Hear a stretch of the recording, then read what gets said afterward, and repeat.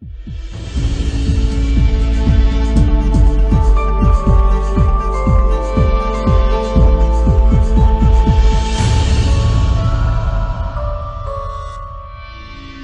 vamos continuar dando mais alguns passos nessa narrativa.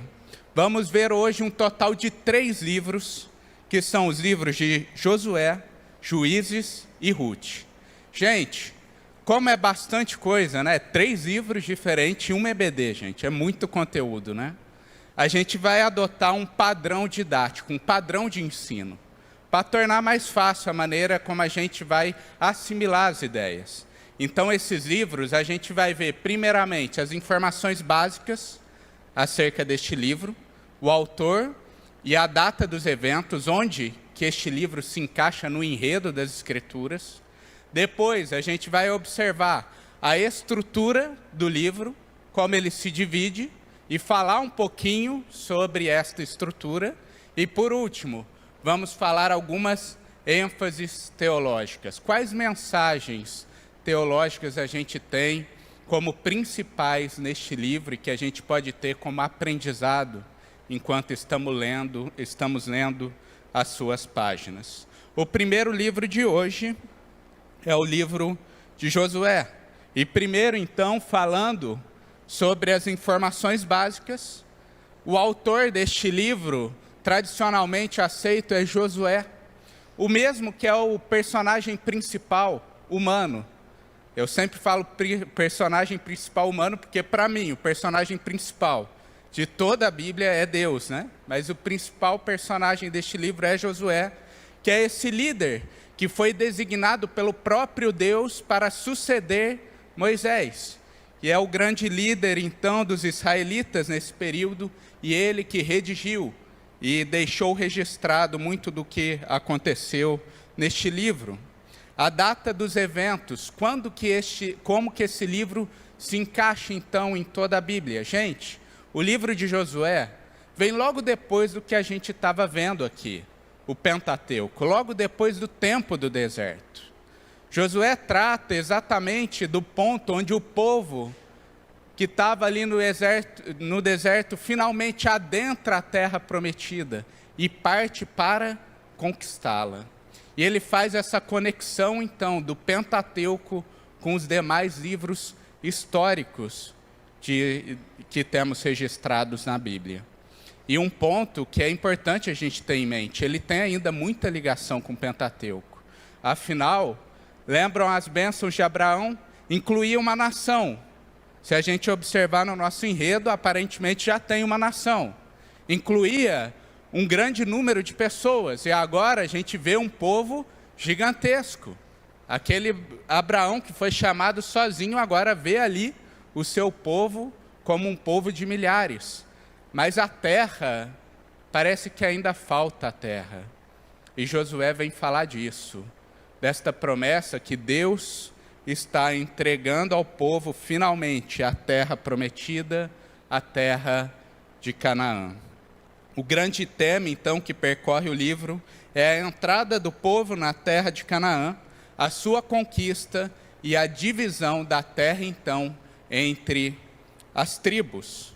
Sobre a estrutura do livro, na primeira parte, no primeiro ato, a gente tem a preparação do povo para a entrada na terra. Eles estão ali à beira do Jordão, pronto para entrar ali na terra, mas há um período de preparação. E eles têm uma grande missão para cumprir à frente. E qual é a missão do povo de Deus? A missão envolve, primeiramente, exterminar os inimigos. E quando eu digo exterminar, é literalmente exterminar mesmo. Eles tinham que tirar ali todas aquelas pessoas. E, além disso, até os próprios bens, até as próprias estruturas que lá estavam, eles deviam destruir. É um recomeço do zero. E por que isso, gente? A ênfase na santidade de Deus. Vamos fazer tudo novo. Derruba aquilo que está antigo e vamos, então, construir algo santo, puro. Sede santos, como seu Deus é santo. E a gente tem, então, essa missão que eles tinham que exterminar os inimigos então eles deveriam ocupar a terra. E neste primeiro ato, eu gostaria de destacar 2 eventos que são muito significativos para a gente. O primeiro é a narrativa de Raabe, que está lá no capítulo 2 de Josué. E a narrativa de Raabe é muito curioso, porque Raabe é uma mulher cananeia, uma prostituta, que vivia em Jericó. Jericó foi a primeira cidade que Israel invadiu. E é interessante que antes de fazer a invasão, Josué manda alguns espiões para a cidade, para dar uma averiguada. Como que é ali? Como que é as estruturas? Vamos olhar como que está aquela cidade para poder fazer uma invasão apropriada. E aqueles espias, em certo momento, correm risco de vida. Mas Raabe, essa mulher que é uma prostituta cananeia, ela tinha escutado falar das histórias do Senhor, sobre o que o Senhor havia feito para com seu povo durante a saída do Egito. E ela realmente creu no que ela ouviu, e ela temeu ao Senhor. E temendo a Deus, ela protege aqueles espias. Ela não deixa que eles sejam então pegos. E a gente vê então que ela recebe favor e graça da parte de Deus. Porque lembra que a missão é exterminar todo mundo? Há uma mulher que é preservada e a sua família naquele ataque. Josué 6:25 vai dizer que Josué conservou com vida a prostituta Raabe e a casa do seu pai, e tudo quanto tinha, e habitou no meio de Israel, mostrando esse favor e esta graça que Deus derrama sobre aqueles que creem nele, independente da sua nação, independente do seu passado, recebe o favor de Deus. E outra coisa que desde o início é deixado claro para nós quando a gente lê Josué, é que a grande força de Israel não reside no seu exército, e muito menos no seu comandante Josué. A grande força de Israel é Deus, é a mão poderosa do Senhor, Ele é o grande comandante. Tanto que Josué, no capítulo 1, versículo 2, o Senhor vai dizer a Josué o seguinte: Moisés, meu servo, é morto, dispõe-te agora, Josué. Passa este Jordão, tu e todo este povo, a terra que eu dou aos filhos de Israel. O que o Senhor quer deixar claro para Josué? Eu que vou dar a terra. O empreendimento é meu, a força é minha. Não é à toa que o capítulo 5 termina com uma narrativa extremamente misteriosa, e é uma daquelas pepitas de ouro que a gente encontra na Bíblia, que quando a gente cavuca, a gente vê grandes benefícios. Eu queria inclusive pedir aos irmãos que abrissem suas Bíblias, Josué 5, do 13 ao 15. É a última narrativa, o último ponto que a gente tem deste primeiro ato do livro. Josué 5, do 13 ao 15.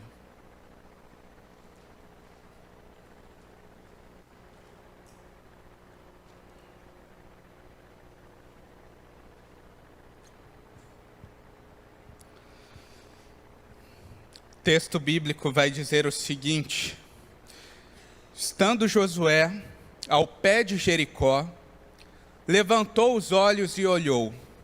Eis que se achava em pé diante dele um homem que trazia na mão uma espada nua. Chegou-se Josué a ele e disse-lhe: És tu dos nossos ou dos nossos adversários? Respondeu ele: Não, sou o príncipe do exército do Senhor, e acabo de chegar. Então Josué se prostrou com o rosto em terra e o adorou. E disse-lhe: Que diz meu senhor ao seu servo? Respondeu o príncipe do exército do Senhor a Josué: Descalça as sandálias dos pés, porque o lugar em que estás é santo. E fez Josué assim. Se a gente tentar imaginar a cena, vejam que Josué estava ali, à beira da terra, para entrar. Talvez até já avistando a terra. Atrás de Josué tinha um grande exército, gente. Mas ele vê, perdido ali, em meio àquela paisagem, um homem. E aquele homem, de certa forma, demonstrava uma imponência ao ponto de que este, que tinha um grande exército atrás dele, se preocupa em ir até este homem e falar e questionar: és tu dos nossos ou dos nossos adversários? E a resposta do homem é curiosa, porque às vezes a gente fica esperando ele tem que falar, é do lado de Josué, né? Essa é a resposta que a gente espera ouvir, talvez. Mas este homem misterioso diz: não, sou o príncipe dos exércitos do Senhor. Essa palavra príncipe remete à ideia de comando. E muitos teólogos vão defender que aí, na realidade, é o próprio Senhor. Uma teofania. Não é à toa que, se você olhar nas Bíblias que são da Ara, no subtítulo talvez vai estar assim: Deus aparece a Josué. Porque é o próprio Senhor que está ali. E isso é demonstrado pelo fato que Josué se prostra e adora. Um anjo receberia adoração? Não. Acabamos de ver no Pentateuco, o único que merece adoração e veneração é o Senhor. E também este fala e repete a Josué as falas que foi dito a Moisés no Sinai: descalça suas sandálias, pois o solo que está pisando é santo, desta santidade de Deus que exala por toda a superfície. E diante de entender quem é esta figura que está em frente de Josué, a gente entende a resposta. Por que que Deus não falou que estava do lado de Josué? Porque o grande ponto aí, gente, é que não é Deus que tem que declarar o lado. Deus quer deixar claro para Josué: não é eu que tenho que me encaixar no seu quadrado, Josué. É você, Josué, que tem que falar de que lado você está. Porque no final, a guerra que vai se iniciar é a minha guerra. É a guerra do Senhor. Porque no final, quem é o grande comandante é Deus. E Ele que vai à frente do exército. E é por isso então que Josué faz o quê? Ele, já entendendo isso, se prostra. E ele fala então: que diz meu Senhor ao seu servo? Ele, como líder de Israel, se põe de joelho, reconhecendo quem é o verdadeiro comandante. Este então é o grande ponto da preparação. Deus é a força, Deus vai à frente, Ele é o comandante, Ele que vai entregar a terra. O próximo grande bloco, o segundo ato, trata da conquista da terra prometida. Eles dominam então Jericó naquela batalha épica, onde os muros caem ao chão e eles invadem aquela cidade. E eles vão adentrando para dentro do território. Mas logo no capítulo 7 a gente tem uma narrativa que é extremamente didática para nós e que precisamos falar aqui, que é a questão do pecado de Acã. No capítulo 7, o povo de Deus é surpreendido por uma derrota na cidade de Ai. E o grande ponto é: Deus não é o Deus Todo-Poderoso que está nos entregando a terra? Como que perdemos? E eles descobrem então que havia pecado em meio ao povo. A ênfase na santidade de Deus. E eles descobrem então que um homem chamado Acã, ele desobedece aquilo que era a ordem do Senhor para o povo de Israel. Eles deviam eliminar tudo, não deveriam pegar nada daquele povo. Mas Acã vê um pedaço de capa, vê um punhadinho de ouro e um punhadinho de prata em uma das suas conquistas. E aquilo chama atenção aos seus olhos e ele toma escondido aquilo para si. Por causa disso, a gente vai ver que Acã e toda a sua família foi condenada à morte. E dessa forma, depois desse duro juízo, a gente vê que as vitórias retornam ao povo de Deus. Esse relato de Acã nos mostra os efeitos destrutivos do pecado.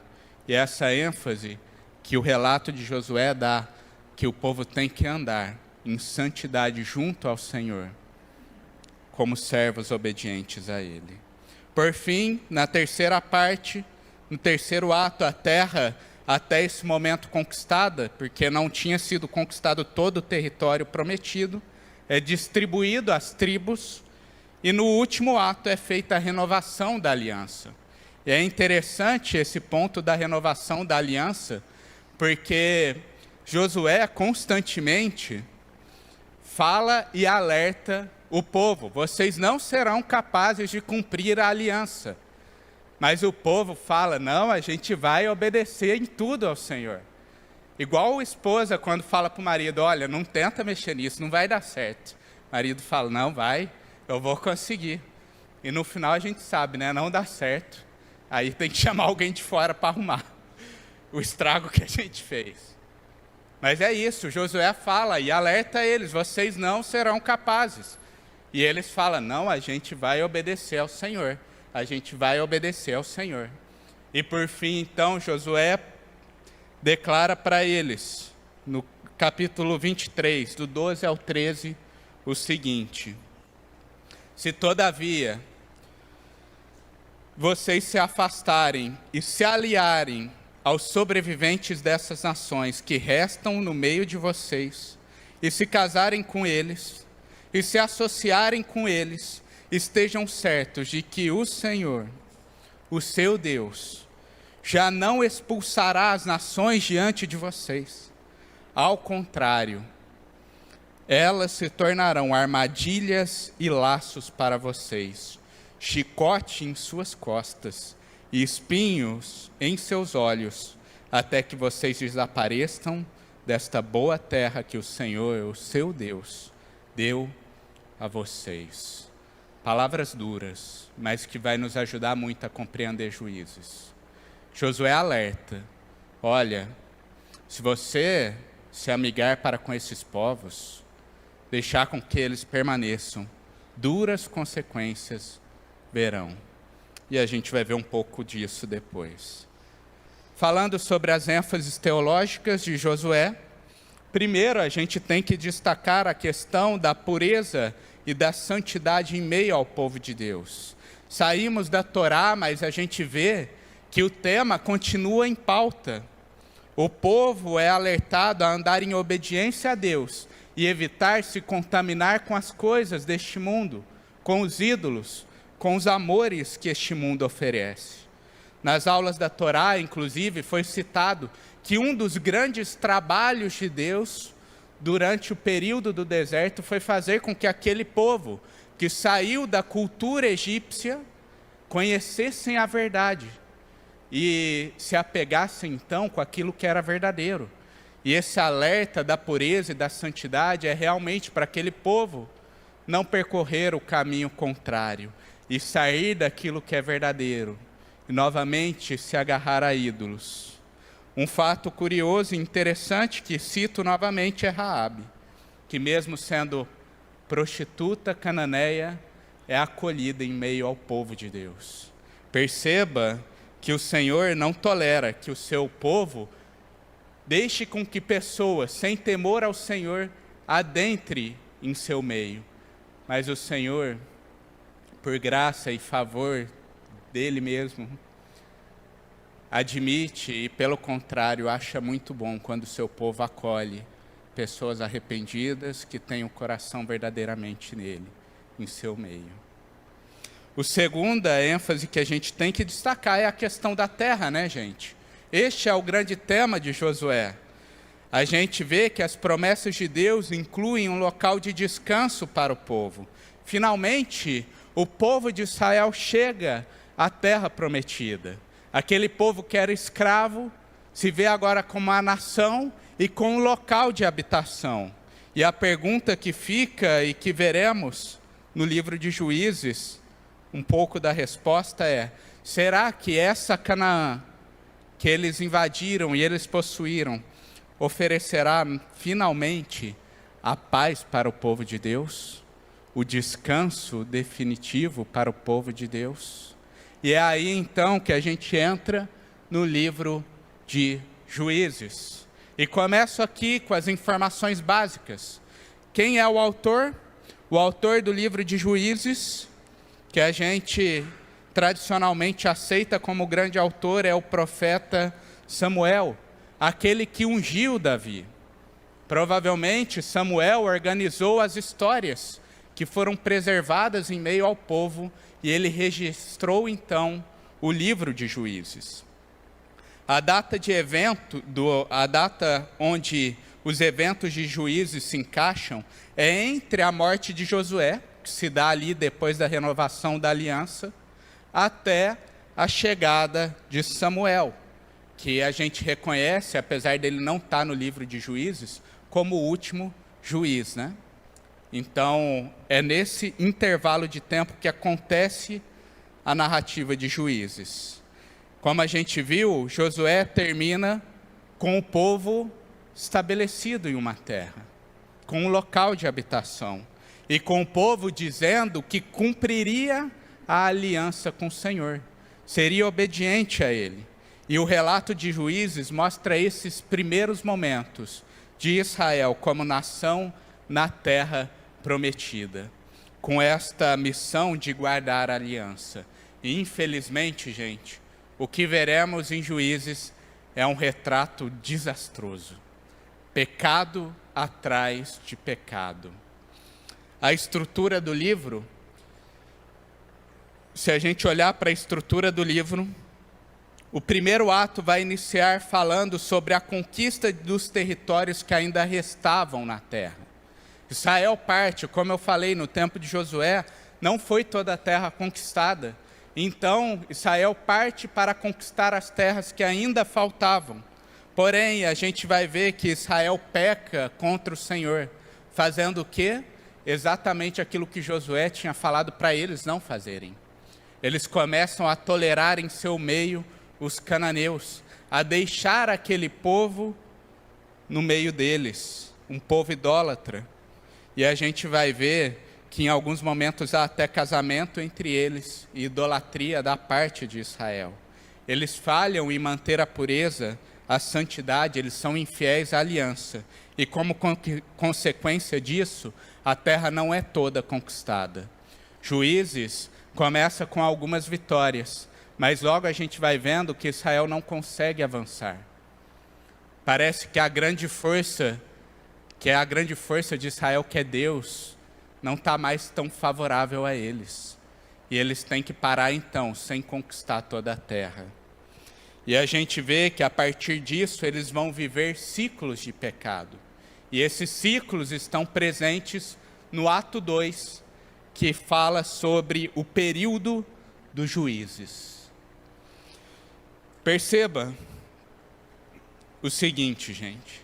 Os ciclos de pecado que Israel se envolvia eram características ou narrativas que se assemelhavam muito. Primeiramente, a gente vai ver que Israel pecava contra o Senhor. Uma das frases que mais é repetida nos livros de Juízes é: fizeram os filhos de Israel que era mal perante o Senhor. E eles pecavam, e então, diante do pecado, a ira santa de Deus se levantava contra o povo. E Deus fazia o quê? Entregava eles sob domínio de outros povos. Levantava outros povos para exercer juízo sobre Israel. Depois de sofrer esse juízo, a gente vai ver que o povo clamava por misericórdia. Se voltava ao Senhor clamando e pedindo perdão. E o Senhor era gracioso com eles. E aí que entra os juízes, porque nesses períodos onde o povo clamava por misericórdia, Deus levantava então um líder que fazia maravilhas, que fazia grandes feitos. Lógico, tudo sobre a força e sobre a soberania de Deus. E esse líder então trazia libertação a Israel. Só que aí, às vezes, quando a gente está lendo o livro de Juízes, a gente fala, agora vai dar certo. Olha o que esse povo experimentou. Eles viram o líder fazendo algo incrível, levantado por Deus. Agora eles vão andar em santidade, mas não. Eles pecavam novamente, idolatravam outros ídolos desse povo que estava ali no meio.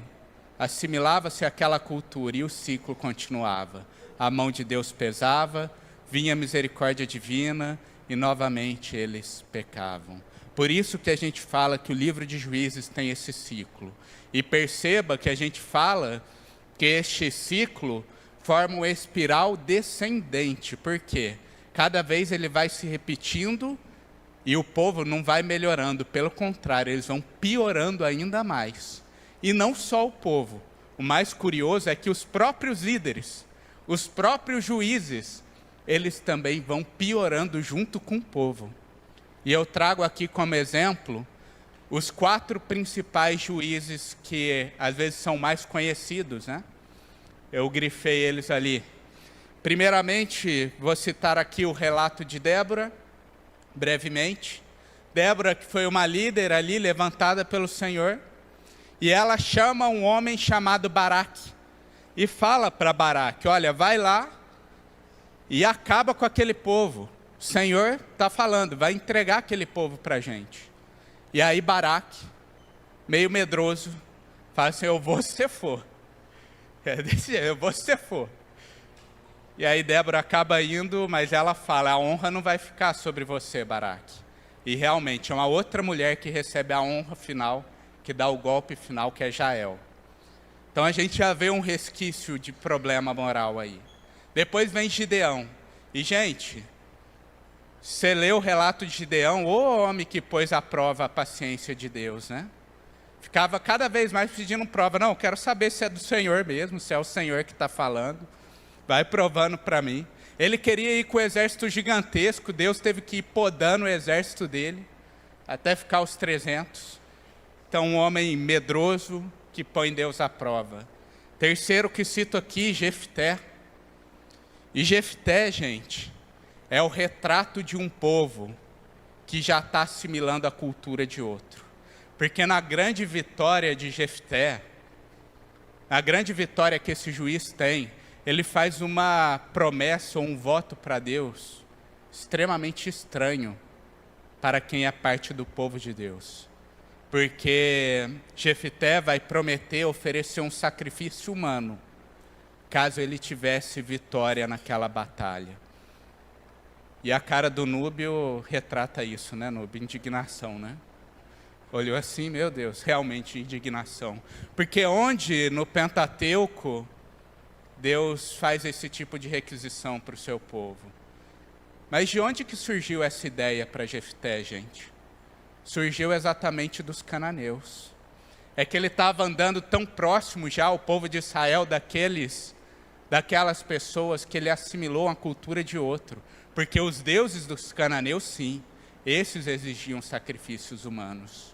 Veja o problema moral desse juiz. E por último, eu destaco aqui Sansão, que é o pior nazireu que tem em toda a Bíblia, né? É o que a gente mais conhece, mas é o pior. Fez tudo que o nazireu não podia fazer, esse homem fez. E a gente sabe muito do relato de Sansão, afinal ele é um dos mais conhecidos do relato bíblico, os grandes problemas morais. Então perceba que Israel vai cada vez piorando, tanto o povo quanto os líderes, nestes ciclos constantes de pecado. O texto de Juízes termina no último ato, o ato 3, com um conjunto terrível de narrativas. Nessas narrativas incluem um culto totalmente fora do padrão, que é feito por um homem chamado Mica, que era totalmente fora do padrão de Deus. E além disso, talvez aquele que é o mais chocante relato de Juízes, um caso de estupro e morte de uma mulher, em meio ao povo de Deus. Esse estupro e essa morte acaba gerando no final um conflito entre as tribos, e há uma guerra entre as próprias tribos do Senhor, onde a tribo de Benjamim é em grande parte dizimada. Perceba que o livro começou com um povo unido na terra, jurando ser fiel à aliança. E o texto termina com o povo envolvido em um lamaçal de pecado, dividido, guerreando entre eles mesmos. O retrato do grande pecado e da grande infidelidade de Israel. Eu gostaria agora, meus irmãos, para eu ter tempo de beber uma água e ouvi-los também, fazer uma pergunta a vocês relacionada ao que vimos até aqui. Percebe-se em Juízes o grande perigo que ronda o povo de Deus, a conformidade com o mundo, assimilando práticas mundanas. Você percebe esse perigo nos dias de hoje ainda? Os cananeus estão lá no passado, né? Mas será que hoje, como povo de Deus, também enfrentamos esses perigos? Quais cuidados devemos ter como crentes no mundo em que vivemos? E o que podemos fazer para nos proteger diante destas batalhas? Prosseguindo então e fazendo aqui um ajuntamento do que foi dito, que a gente vê que realmente hoje corremos os mesmos riscos, né, de Israel, ou talvez como a irmã Esther destacou, num mundo globalizado, onde tanta coisa percorre o nosso celular na palma da nossa mão, quem sabe, podemos dizer que talvez corremos até mais riscos, né? E, diante disso, colhendo aí um pouco do que os irmãos falaram, entra na realidade que o Gustavo falou e outros falaram, da gente vigiar onde estão as nossas afeições, os nossos desejos. Será que o nosso coração está desejoso de algo que não é conforme aquilo que é agradável ao Senhor? Conforme a Esther disse, onde está a leitura bíblica no nosso dia a dia? O nosso alimento espiritual, que é a nossa grande defesa contra o mundo, é o quê? O estudo e a meditação na palavra de Deus. Como Denison destacou, esse olhar para a cultura, onde a gente vê aquilo que realmente pode ser usado para a glória de Deus, e não há problema, mas também ter sabedoria, onde que isso fere um princípio bíblico, uma verdade de Cristo. Eu destaco aqui também a importância da vida de oração e dependência do Senhor. Afinal, sem Ele, a gente se afunda no lamaçal, né? Então é importante ter em mente a dependência do Senhor. E por último, isso eu queria tocar num ponto importante. Entender que há limites em nossos relacionamentos com pessoas que estão fora do contexto da igreja. Gente, em nenhum momento Deus fala que a gente não deva ter amigo que é descrente. Pelo contrário, a gente está no mundo, se aproximando destes, amando estes e pregando Cristo a estes. Porém, a gente tem que entender, há limites. Há associações que são perigosas, contrárias à vontade de Deus e que causam muitos problemas. E aqui eu destaco um dos grandes problemas de Israel, que era o casamento misto. Pegar esta, que é a grande união que Deus tem para o homem aqui na terra, né?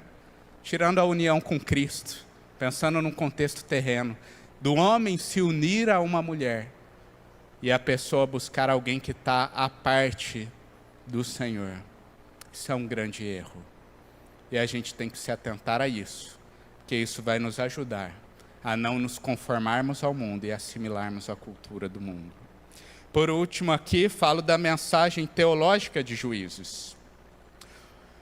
Primeiramente, a gente vê nitidamente no livro de Juízes um ensino sobre pecado e rebelião do homem.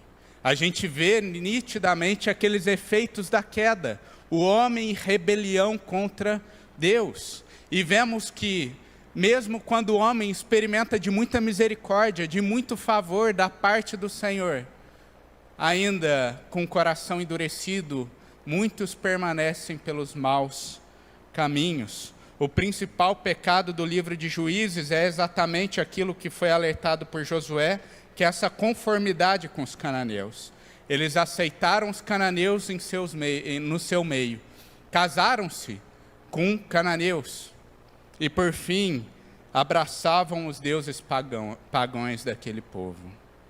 O livro também apresenta para nós um perfeito equilíbrio sobre justiça e graça. Em um tempo onde muitas igrejas têm enfatizado somente a graça de Deus, somente o lado amoroso do Senhor, o livro de Juízes, a leitura dele, é a leitura que vai acender a um alerta sobre como Deus é santo e odeia o pecado, e as consequências duras do pecado em meio ao povo de Deus. Juízes nos deixa claro qual é o caminho para a salvação, que é o quê? A misericórdia de Deus. Naquele ciclo sempre é demonstrado qual é o caminho, é a misericórdia de Deus. Porém, acende o alerta para a busca de santidade na vida. E por último, o livro de Juízes também termina apresentando uma grande esperança numa figura de um rei. Veja que Juízes 21, 25, últimas palavras do livro de Juízes, vai dizer: naqueles dias não havia rei em Israel.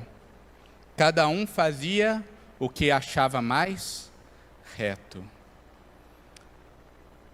A esperança de que um rei virá e que vai ensinar o povo então a andar em retidão. Será que vai ser o rei Davi?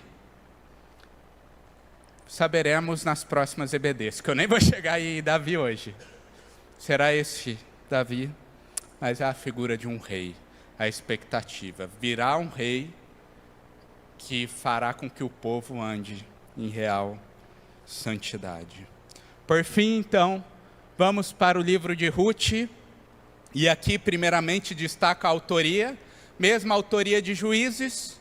Samuel também é o compositor de Ruth. E quando que acontecem os eventos de Ruth? Os eventos de Ruth acontecem no mesmo período de Juízes. O próprio texto de Ruth vai deixar isso claro quando diz no versículo 1, nos dias em que julgavam os juízes em Israel, houve fome na terra. E um homem, Elimeleque, o marido de Noemi, de Belém de Judá, saiu para habitar na terra de Moabe com sua mulher e seus 2 filhos. Vejam que o texto fala que época que é? Na época que os juízes julgavam em Israel. E é destacado para nós que é num período de fome. Então, se a gente observar aquele ciclo, provavelmente a narrativa começa em um dos momentos onde a mão do Senhor estava pesando sobre o povo, né? O povo tinha pecado contra Deus e Deus pesava a mão. E esse livro, gente, o livro de Ruth, é um livro maravilhoso. A gente teve o privilégio, como igreja, de ter uma série de exposição há pouco tempo, né, nesse livro. E ele é o livro mais curto que a gente viu até aqui, mas eu falo que é um livro curto que guarda tantas belezas, coisas tão grandiosas, porque é nesse período mais difícil de Israel que vemos Deus agindo com muita graça e com muita misericórdia sobre a vida de 2 mulheres, Noemi e Ruth, 2 simples viúvas. Mulheres que naquele tempo, aos olhos das pessoas, não eram nada, não eram muita coisa, mas que aos olhos de Deus eram suas, e Deus cuida delas. Então, tratando da estrutura, veja que o ato 1 começa com eles indo, a família de Noemi, indo para a terra de Moabe. Como a gente viu, estava havendo fome em Israel, então Elimeleque pega a sua família e vai para Moabe. E, gente, eu gostaria de destacar algo aqui. Esse primeiro ato é extremamente pecaminoso, muito pecaminoso. Porque percebam, o povo estava passando fome. Essa família vai lá e abandona o povo de Deus no momento de dificuldade. Vai para uma terra estrangeira. E perceba, não basta isso, né? Os filhos de Elimeleque fazem aquilo que é reprovável diante do Senhor, porque os filhos de Elimeleque se casam com duas moabitas. Temos ali, então, um casamento misto acontecendo. E quando a gente olha para esse ato 1, a gente fala assim, isso não muda muito do padrão de Juízes. Isso aí vai dar ruim, vai dar errado. Mas é interessante que enquanto Juízes é aquela espiral descendente onde cada vez se piora, o livro de Ruth é um movimento contrário, cada vez um movimento crescente. A cada ato as coisas vão melhorando. E por quê? Por causa que esses personagens são melhores do que aqueles de Juízes? Não, porque é Deus atuando ali e redimindo uma família em meio àquele caos. A gente vai ver que no segundo ato, a gente vê que o Senhor, que a Noemi volta para Israel. Nesse momento que Noemi volta a Israel, todos os homens da família haviam morrido. Elimeleque e os seus filhos tinham morrido. E Noemi então volta para Israel porque escuta, como diz no relato de Ruth, em Ruth 1:6, vai dizer que o Senhor lembrara do seu povo. E o que é? Lembra daquele ciclo de Juízes? Provavelmente teve uma mudancinha no ciclo. O povo clamou por misericórdia de Deus. E Deus agora derrama graça sobre o povo. Então elas estão vivendo essa mudança de ciclo. Iniciou-se no momento onde Deus pesava a mão. Agora Deus está favorável. E está dando alimento a Israel. Então Noemi fala, vou voltar. Só que ela não volta sozinha. Junto com ela vai Ruth. Ruth vai junto com Noemi. E é interessante porque quando a gente olha em Juízes, a gente vai ver que quando Deus derramava sua graça, logo o povo se desviava e voltava para os seus pecados. Mas em Ruth, quando Deus se lembra do seu povo, a gente vê uma das declarações mais belas de fidelidade ao Senhor. No texto, que talvez seja o texto mais conhecido de Ruth, que é Ruth 1, versículo 16 e 17, essa moabita, Ruth, essa estrangeira, essa que nem era uma israelita, ela vai dizer para sua sogra o seguinte, não insista comigo que te deixe, e não mais a acompanhe. Aonde fores, irei, onde ficares, ficarei. O teu povo será o meu povo, e o teu Deus será o meu Deus. Onde morreres, morrerei, e ali serei sepultada. Que o Senhor me castigue com todo rigor, se alguma coisa, se não a morte, me separar de ti. Ao contrário dos israelitas que quando experimentavam do favor de Deus, se rebelavam, a gente tem em Ruth um momento onde Deus derrama a sua graça, mas uma estrangeira, que teve o seu coração verdadeiramente transformado, declarando fidelidade ao Senhor, amor ao Senhor. Um amor que inclui a inclusão no povo. Teu povo é o meu povo. Teu Deus é o meu Deus. Perceba que o caminho é contrário. Não está mais afundando no pecado. Estamos vendo melhoras. E é assim que o relato continua. A gente vai ver que no ato 3, essa moabita Ruth encontra um homem chamado Boaz. E é interessante o encontro porque acontece naquela ideia do ordinário da vida. Ruth sai para trabalhar e coincidentemente, entre aspas, né? Porque é um livro que não fica toda hora falando o nome de Deus, mas a gente vê que Deus está por detrás de todos os atos. Pela obra do Senhor, ela conhece esse homem Boaz, um homem temente ao Senhor, um homem que era parente daquela família e podia tomá-la como esposa. E neste momento a gente vai ver que ambos se declaram, demonstrando o desejo de contrair então um casamento. Boaz consegue esse direito de contrair o casamento. E por fim, no último ato, no último momento do livro, temos a concretização dessa união, esse casamento sendo estabelecido, essa mulher sendo resgatada, cuidada, essa viúva. E temos então o grande fruto desse relacionamento surgindo, que é Obed, o filho do casal. Perceba que o livro começa em morte, pecado e amargura. E ele termina em vida, alegria e gratidão a Deus. Com a união. Contraste com Juízes, né? Que termina com divisão, guerra, pecado. Tudo isso com a mão de Deus, guiando toda a história e redimindo aquelas duas mulheres. Como principais ensinos teológicos desse livro, primeiramente, queria destacar a questão da aceitação dos crentes gentios. Perceba que até agora, se a gente olhar para o Pentateuco em si, parece que há um grande foco em Israel. Tudo bem que a gente tem ali pinceladas do propósito de Deus de sempre de alcançar nações. Mas parece que há um foco na questão dos israelitas.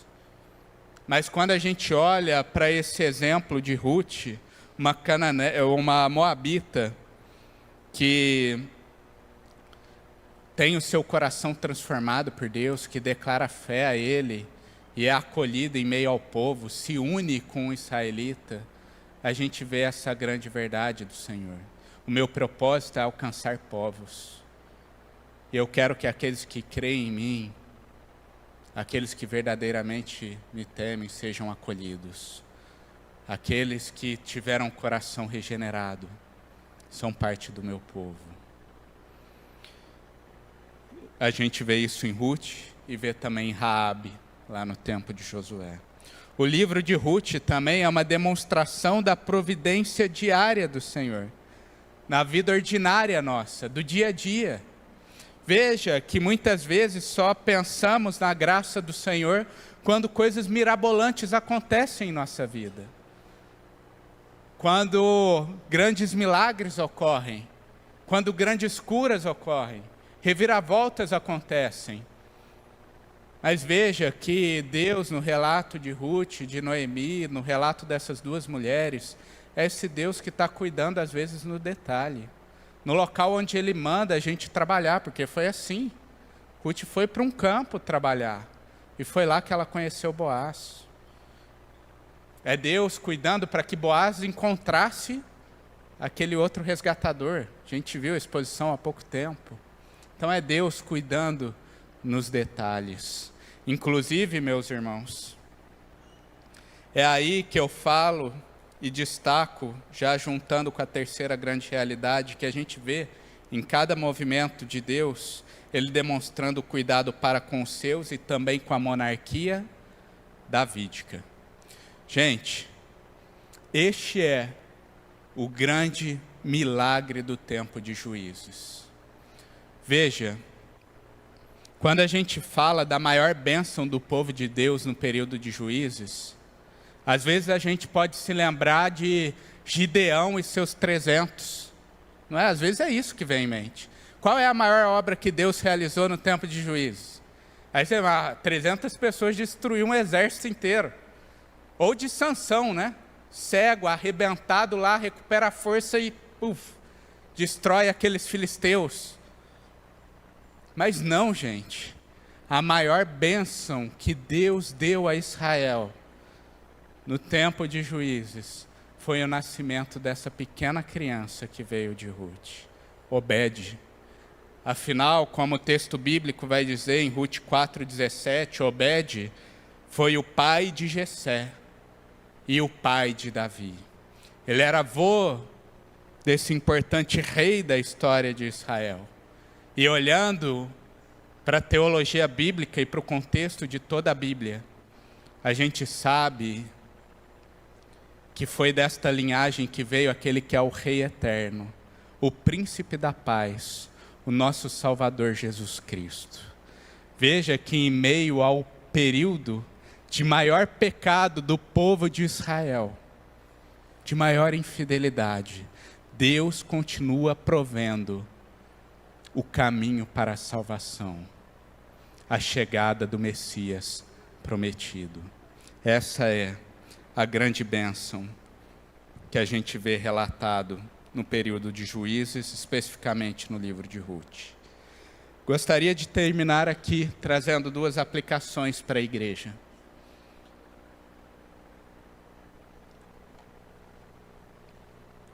O que esse punhado de livro aí pode ensinar para a gente?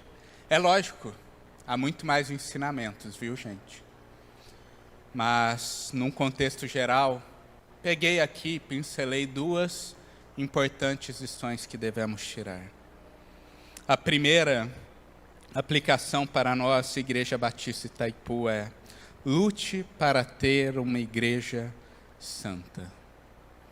Um dos pontos centrais dos livros que a gente viu diz a respeito de manter a santidade em meio ao povo de Deus. Isso diz respeito a duas coisas. Primeiro, ter cuidado com aqueles que se adentram em nosso meio, que são aceitos em meio à nossa igreja. E, em segundo momento, também ao exercício da disciplina quando é necessário. E quando eu falo disso, talvez alguns irmãos vão levantar a mão e vão falar: Antônio, mas isso eu já sei, direto é falado aqui. Mas, meu irmão, a gente tem que repetir, porque eu nunca vi um ensino que talvez a igreja saiba tanto, mas que tantas vezes é negligente ou trata com pouco caso.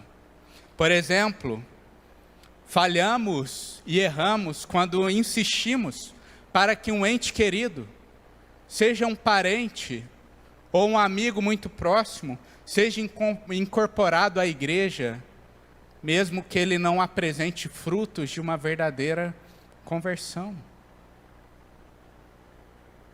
Eu sei da ansiedade que talvez você, pai, tem de ver o teu filho no meio da igreja. Porque eu não sou pai, mas eu já imagino. E eu sei a ansiedade que meu pai teve em relação a mim. E às vezes a gente quer empurrar o nosso filho para o meio, que ele seja incorporado ali. As mesmas coisas se aplicam a outras pessoas que amamos. Um filho para com o pai. Ou você para um grande amigo. Também pecamos contra o Senhor quando a gente vê alguém que está vivendo uma vida de pecado e não tem frutos de arrependimento, porém não queremos que a igreja aplique a devida disciplina a este. Às vezes a gente até encobre o pecado. A gente sabe daquele pecado. Sabe que a pessoa não está arrependida daquilo. Quando muito a gente exorta aquela pessoa. Às vezes nem exortamos. Passamos o pano e deixamos. Eu sei, gente, como eu disse, é um misto de emoções quando a gente vê pessoas que amamos vivendo essas realidades. É triste demais ver alguém que amamos longe do Senhor sem fazer parte da sua igreja. E também dói ao nosso coração ver alguém que amamos sendo disciplinado. Mas entenda uma coisa, esse processo é benéfico primeiramente para a própria pessoa, porque a pessoa ela tem que saber a situação em que ela se encontra. Se ela não é um crente genuíno, ela tem que saber: eu ainda não sou igreja. Se ela está vivendo uma vida em pecado, ela tem que ser disciplinada e entender: eu estou vivendo um pecado. Então é benéfico para a pessoa. Segundo, é benéfico para a igreja, porque está zelando para com a santidade. E vimos, por exemplo, no relato de Acã, que tomou ali as coisas preciosas do povo cananeu, e que Deus pesou a mão, as consequências da tolerância do pecado em meio ao povo. E por fim, e acima de tudo isso, isso é a vontade de Deus para o seu povo, e isso deve bastar. Isso é o que Deus deseja. Somos chamados, sim, como igreja, a acolher pecadores que sinceramente reconhecem as suas faltas e se movem com fé para o Senhor. Ruth, Raabe é exemplo disso. dessas que foram acolhidos, independente do seu passado. Raabe, uma prostituta que foi amada pelo Senhor e acolhida em meio ao povo. Porém, o contrário, acolher pessoas com o coração distante a Deus e tolerar o pecado em nosso meio, nunca é benéfico. E a gente viu isso claramente no livro de Juízes. Tendo em vista isso, meus irmãos, que possamos lutar juntos pela santidade. Não só o ministério pastoral, mas toda a igreja, todos nós, como corpo, lutar pela santidade da IB. Ore por esses que ainda não conhecem ao Senhor, aqueles que necessitam de arrependimento, para que no momento certo e da forma certa a igreja poder abraçá-los como irmãos que estão ali, andando em arrependimento e fé no Senhor. Uma segunda aplicação que gostaria de trazer aqui é o seguinte, gente: nutra expectativas da nossa terra prometida e lembre-se de quem nos levará a esta terra que é Jesus. Outra ênfase importante que vimos no livro foi a realidade da terra. O povo de Deus, como povo de Deus, temos a promessa de uma terra de descanso. Vimos que Canaã, apesar de ser um lugar que enchia os olhos e cheio de benefícios, um local lindo, não promoveu o descanso definitivo para o povo de Deus. Por isso, ela aponta para realidades ainda maiores. Para o novo céu e a nova terra que Deus entregará para os seus. Onde nessa nova terra, nesse novo céu, a palavra de Deus vai dizer em Apocalipse 21:4, Deus, o próprio Senhor, enxugará as nossas lágrimas. Não haverá mais morte, nem tristeza, nem choro, nem dor, pois a antiga ordem já passou.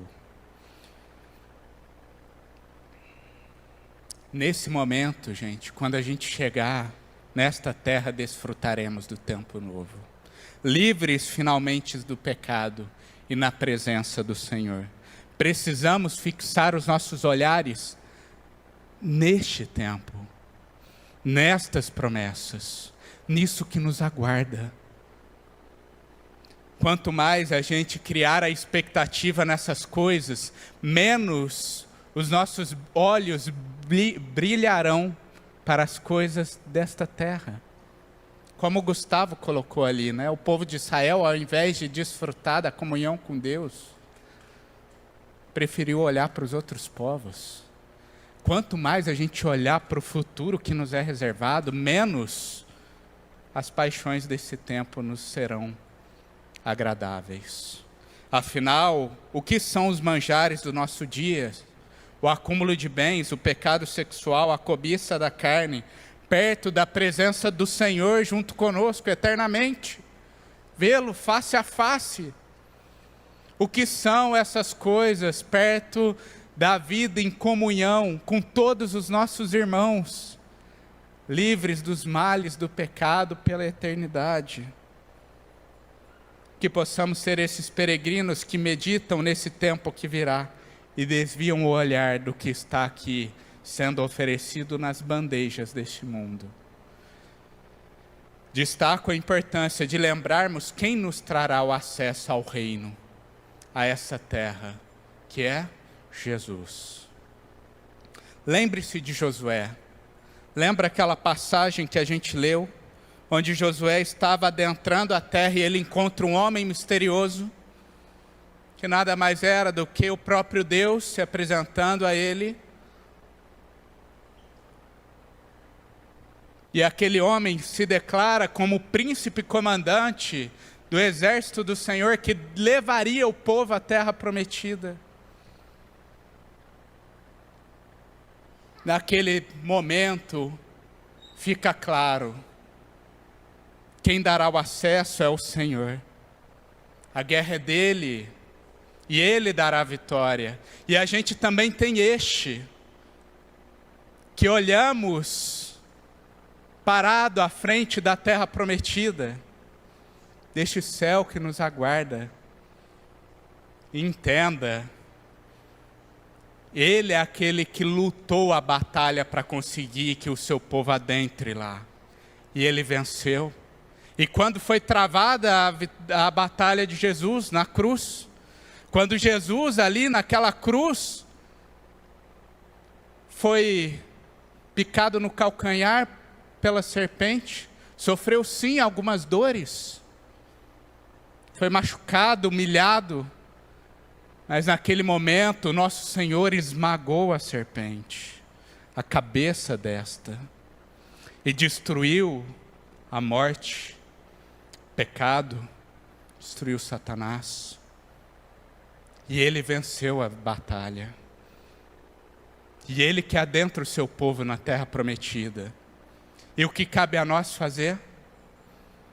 Fazer como Josué fez diante do Senhor há muito tempo atrás. Nos prostrar diante dEle, confiante que é Ele que nos dá a vitória. Ele é o comandante que nos leva para dentro da terra prometida. E dizer, como bom servo, que diz o Senhor para o seu servo? Porque é isso. O que temos que fazer? Ter o coração em Cristo, fé genuína, sermos reais servos debaixo do senhorio dEle. Afinal, o nosso Salvador disse em João 3,36, quem crê no Filho tem a vida eterna. Já quem rejeita o Filho não verá a vida, mas a ira de Deus permanecerá sobre ele. Que possamos sempre nos lembrar. Não batalhemos com nossos próprios braços para entrar na terra prometida, porque não temos forças para abrir os portais do paraíso. Mas confiemos no nosso Salvador, no nosso Redentor. Amém? Só um detalhe, gente. Vejam nesses panoramas quanta beleza há nas Escrituras. Sejam constrangidos a ler mais. Veja quanta coisa a gente tem perdido por às vezes negligenciar a palavra de Deus.